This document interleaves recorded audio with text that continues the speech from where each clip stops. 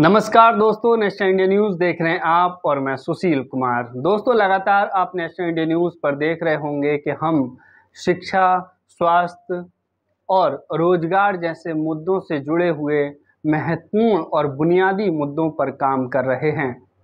लगातार समाज में जो बुनियादी मुद्दे हैं जिनकी ज़रूरत है, उन पर हम आपको जानकारी देने का काम कर रहे हैं। तो इसी कड़ी में दोस्तों, आज एक विशेष इंटरव्यू जो हुआ है हार्वर्ड यूनिवर्सिटी में, जो नेशनल इंडिया न्यूज़ की डायरेक्टर हैं मैम डॉक्टर मनीषा बांगर, जो खुद में एक बड़ी महान शख्सियत हैं, MBBS और MD, और उसके बाद में हार्वर्ड यूनिवर्सिटी तक का जो सफ़र रहा है भारत से लेकर के हार्वर्ड यूनिवर्सिटी तक के सफ़र पर, और उनकी जो एक सक्सेसफुल स्टोरी रही है उसके बारे में बातचीत की है। पिताजी फाउंडेशन के मार्गदर्शक हैं महेंद्र राउत जी। उन्होंने अमेरिका में यानी कि हार्वर्ड यूनिवर्सिटी में पहुंचकर मैम से, डॉक्टर मनीषा बांगर जी से बातचीत की है। उनके जो है एक्सपीरियंस के बारे में, उनकी पूरी जो जर्नी रही है उसके बारे में सिलसिलेवार तरीके से उन्होंने बातचीत की है। और एक जिस तरह से महेंद्र राउत जी एक NGO से जुड़े हुए हैं, जो NGO में मार्गदर्शन के तौर पर काम करते हैं, पिताजी फाउंडेशन, जिसकी तकरीबन 7 पाठशालाएँ नागपुर में चल रही हैं, जिसके माध्यम से वो SC, ST, OBC, गरीब, माइनॉरिटीज़ बच्चों को शिक्षा देने का काम करते हैं, जो कि सही मायने में एक तरीके से बाबा साहब का जो मिशन है शिक्षित बनाने का, और जो सोसाइटी को हाथ पकड़ करके आगे लाने का, जो पीछे रह गए हैं उनको आगे लाने का जो है वो काम कर रहे हैं। मंचों से बहुत जय भीम और बाबा साहब की बातें की जाती हैं, लेकिन जो ज़मीनी स्तर पर जो कार्य किया जा रहा है उससे ही जो है समाज में बदलाव आ सकता है दोस्तों। तो पिताजी फाउंडेशन एक शानदार काम कर रहा है। नागपुर में 7 पाठशालाएँ उनकी चल रही हैं, और जो उसके मार्गदर्शक हैं महेंद्र राउत जी, उन्होंने हार्वर्ड यूनिवर्सिटी पहुंचकर मैम डॉक्टर मनीषा बांगर जी से बातचीत की है। तो ये पूरा इंटरव्यू जो है आप सुनिए नेशनल इंडिया न्यूज़ पर, और मैम के एक्सपीरियंस को जानिए और समझिए। हालांकि ये जो पूरा इंटरव्यू है वो मराठी में हुआ है, लेकिन उम्मीद है कि आपको जो है समझ में आएगा, और किस तरीके से जो है एक प्रेरणादायक जो है स्टोरी जो है बच्चों के लिए और बहुजन समाज के जो स्टूडेंट्स हैं उनके लिए इस इंटरव्यू से जो है बहुत कुछ सीखने को मिलेगा। तो आप ये पूरा इंटरव्यू सुनिए, और आपकी क्या राय है कमेंट करके उसके बाद जो है बताइएगा। मी महेंद्र राऊत, तुम्हाला माहिती आहे की मी पिताजी फाउंडेशन च्या आपल्या वर्गामध्ये आपल्यासोबत सर्वांसोबत भेटलो आहे, आणि इनफॅक्ट आज मी अमेरिकेमध्ये हार्वर्ड युनिव्हर्सिटी या ठिकाणी आहे, आणि या ठिकाणी आपल्या मॅडम डॉक्टर मनीषा बांगर, ज्या की एक मोठ्या डॉक्टर आहेत, MBBS, MD आणि DM हे सगळं केल्यानंतर, त्यांनी एवढ्या वर्षाची प्रॅक्टिस केल्यानंतर या ठिकाणी एक पब्लिक पॉलिसी हार्वर्ड युनिव्हर्सिटीला त्या स्कॉलर म्हणून इथे आता सध्या आहेत. तर मी त्यांच्यासोबत भेटलेलो आहे. तर मला तुम्हाला सगळ्यांना सांगायचं आहे की त्या मॅडम इथे कशा आल्या. तर डॉक्टर मनीषा मॅडम, तुम्ही सांगू शकाल का की आमच्या मुलांना की तुम्ही कसे इथे हार्वर्ड युनिव्हर्सिटीला आलेत आणि काय काय केलेत, जेणेकरून ते तुमच्याकडून इन्स्पिरेशन घेणार. सगळ्यांना जय भीम, सगळ्यांना हॅलो. आणखी हार्वर्डमधनं बाकीच्या सगळ्यांकडनं पण खूप खूप शुभेच्छा तुम्हा सगळ्यांना.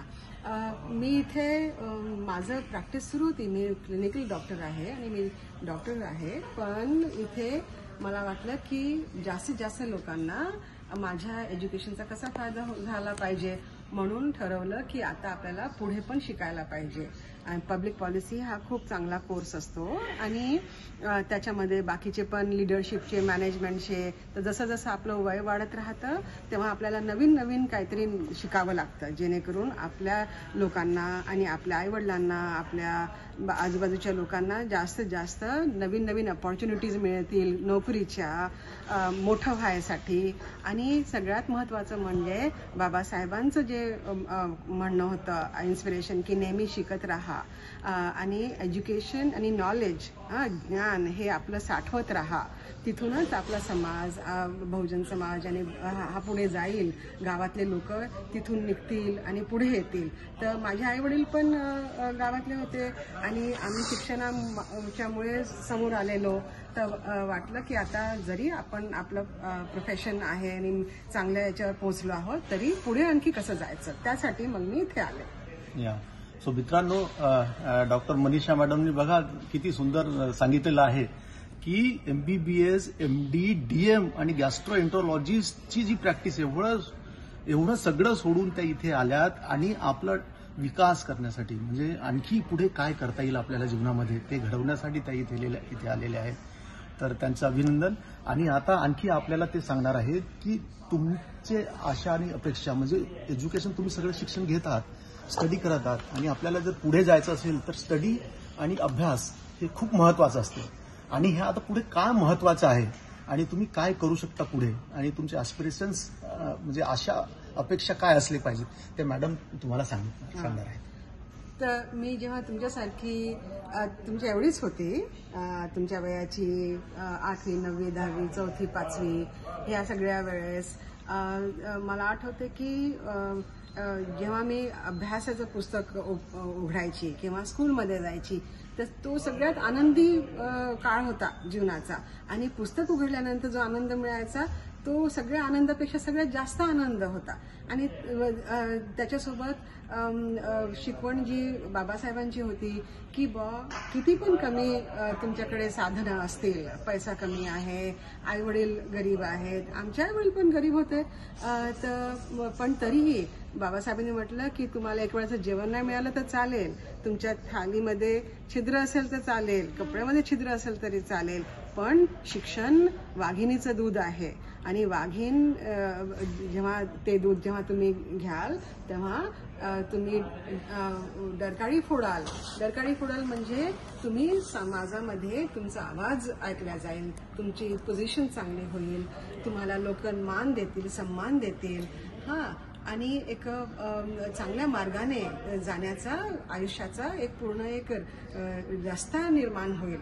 तर त्या इन्स्पिरेशनमधून, त्या भावनेतून पुढे शिकायचं आणि बाबासाहेब पण किती शिकले होते त्याच्यातूनच आपलं भलं होते.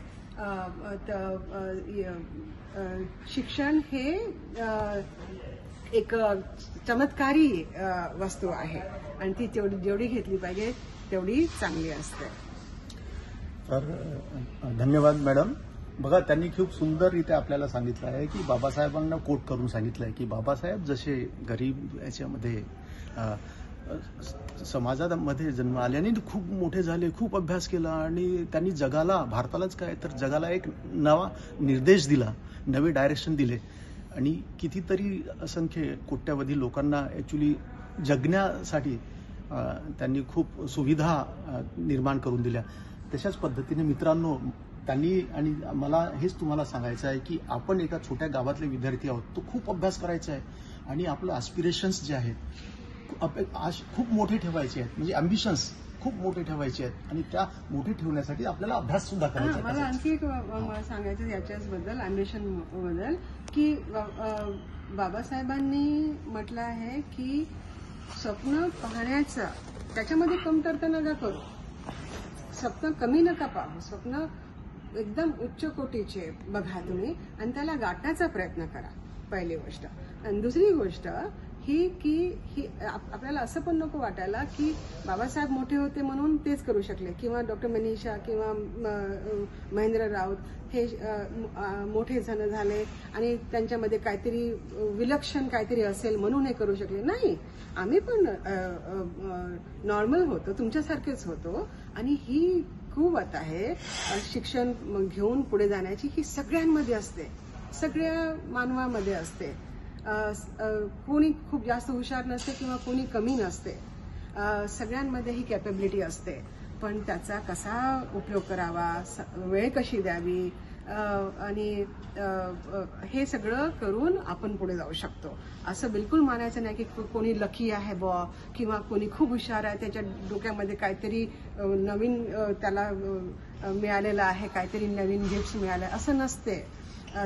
कोणालाही हे पॉसिबल होऊ शकते. बाबासाहेब स्वतः जेव्हा 4वी-5वी मध्ये होते, he was a ordinary student, पण त्याच्यानंतर पूर्ण म्हणजे टाइम मॅनेज करून आपलं वेळ काढून आणि अभ्यास करू मग त्यांच्यासमोर रस्ता आहे. आणि आमच्यासोबत पण तसंच झालं है ना.